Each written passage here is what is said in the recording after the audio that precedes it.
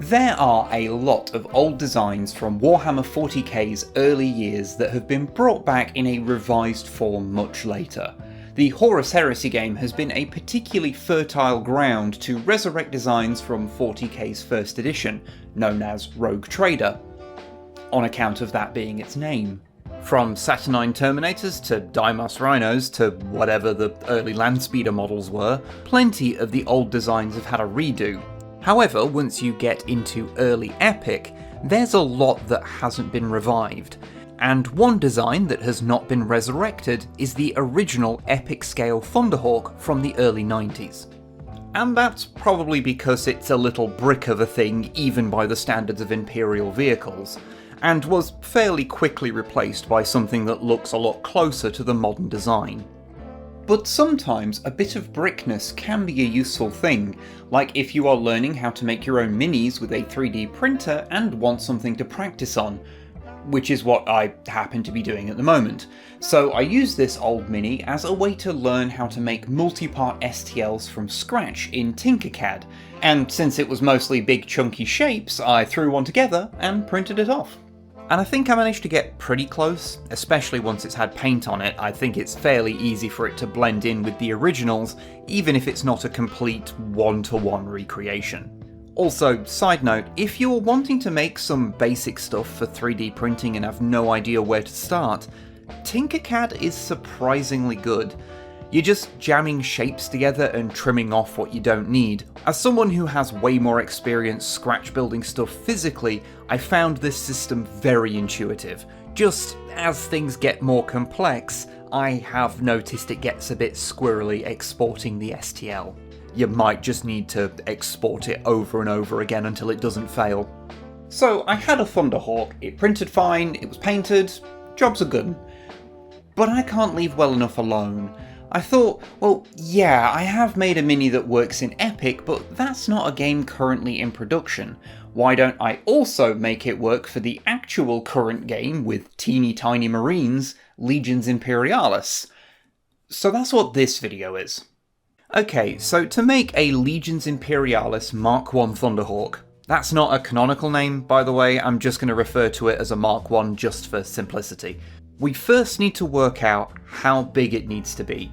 Now on paper, old Epic was 6mm scale and Legions is 8mm, so a regular sized human would be 6mm in Epic and get 2mm taller for Legions, which is a 33% increase in size between the two games. But it's not quite that simple. Not everything was consistently scaled back in the day, and Thunderhawks specifically got a lot bigger over time. And the modern Thunderhawk from Legions, which I really need to finish painting because it is a genuinely great kit, is about double the size of the previous mainline Epic Thunderhawk Mini to use the same design. Yes, I know about the bigger Forge World Specialist one from after that, but we're not counting it as it's not a mainline release. Anyway, that last mainline Thunderhawk was already over twice the size of the Mark I that we're talking about here today.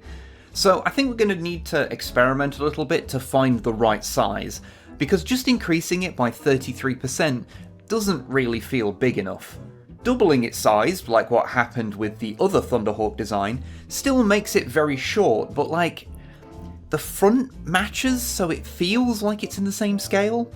Getting even bigger would bring it closer to the mass of a modern one, but I don't know, I think it does still need to be at least a little stubby. The stubbiness feels integral to the design.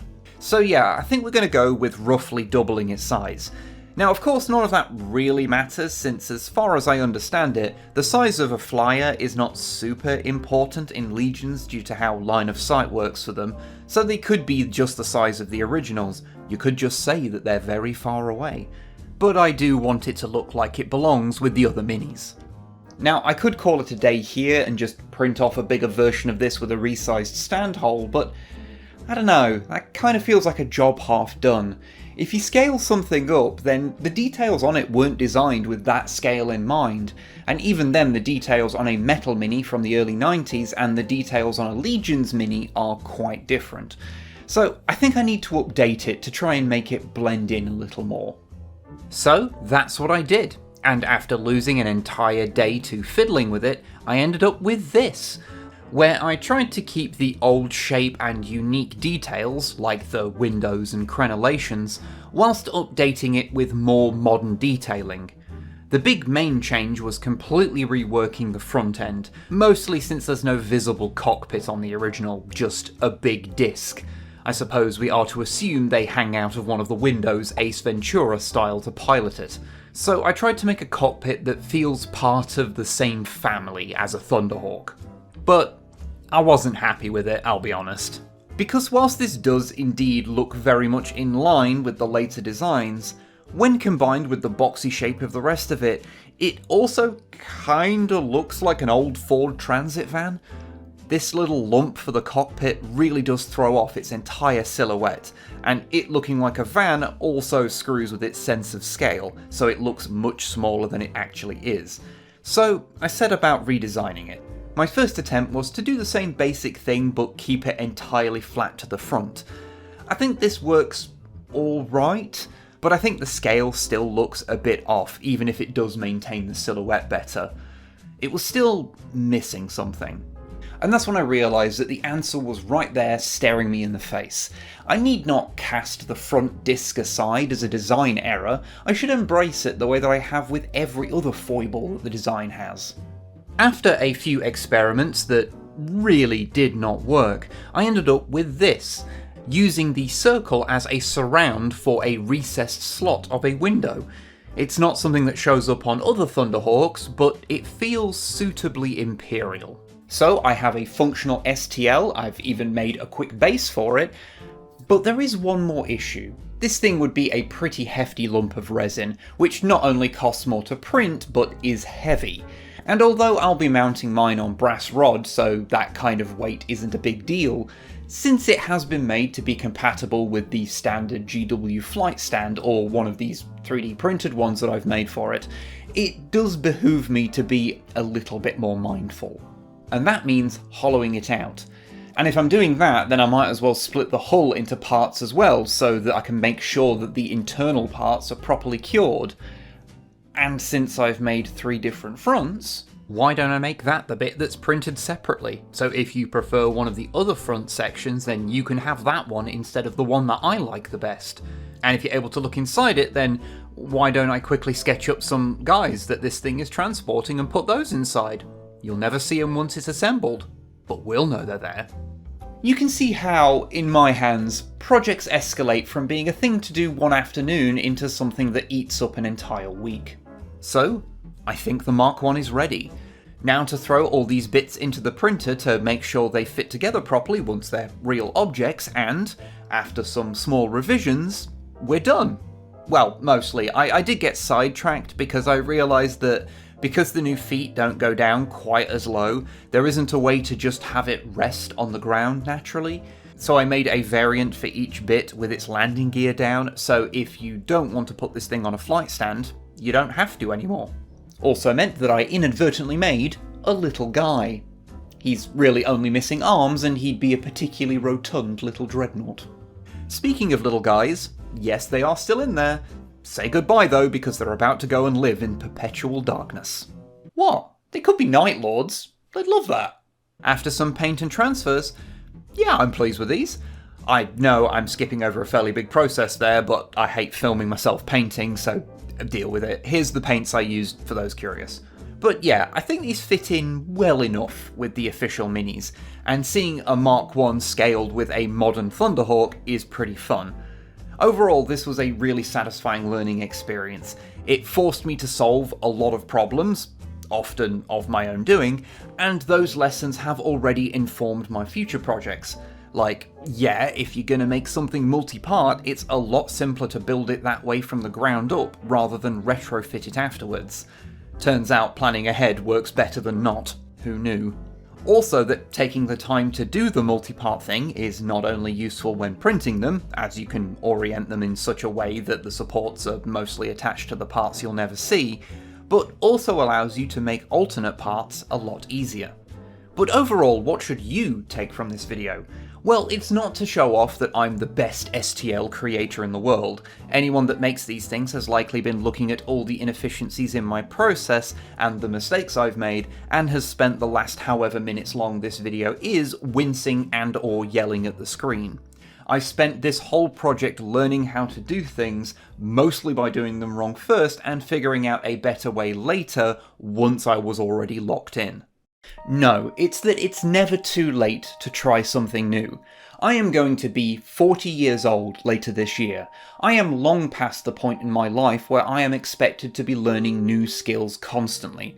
But that doesn't mean that I can't, it's just about finding the time to do it, which I appreciate is easier said than done for a lot of people. But I think it is important to know that it's never too late. If I can learn to make my own minis inside the computer, then I'm sure that you have the capacity to learn whatever skill that you've been wanting to. And I think that's especially useful to remember at a time when we're constantly having a technology pushed on us as a shortcut that seems to be doing pretty bad things to a lot of people's cognition. This whole thing was born out of me seeing if I could do something and then just pushing forward as each new idea occurred to me. It's not perfect, but perfection is impossible. What you can manage is done, and I'm happy to call this one done. Meaning I can move on to the next project with more experience. That next project was trying to make myself a Rogue Trader saber, by the way, since a lot of the parts are pretty hard to come by now. Videos take a while to make, so I'm already done with that.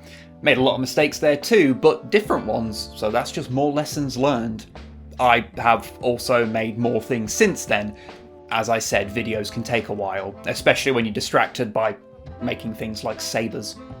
If you have a 3D printer and would like one of my Mark I Thunderhawks, there's links in the description. I didn't include any supported versions because, frankly, I'm terrible at placing supports, so I trust you lot more than I trust me in that regard. Although, if you do print up and paint one of these, please let me know and show me. Either tag me on Blue Sky or email the channel, carry a pigeon, whatever. I would just love to see what you do with them. Anyway, thank you very much for watching, and I'll see you in the next video.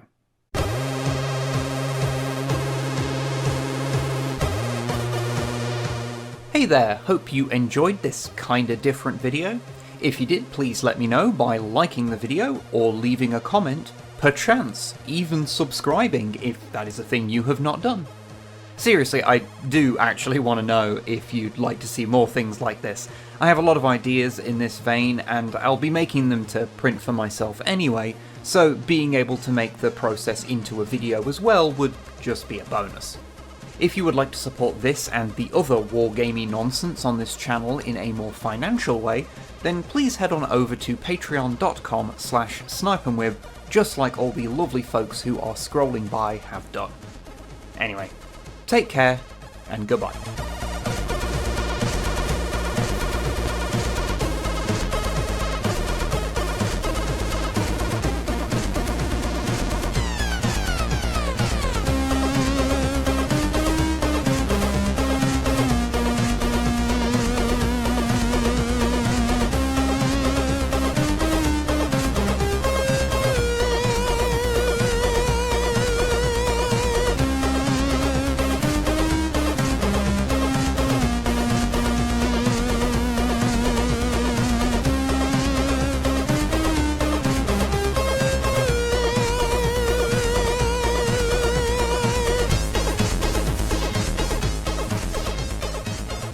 So now that the video's out, what percentage of the comments are people just telling me to print it out at 40k scale?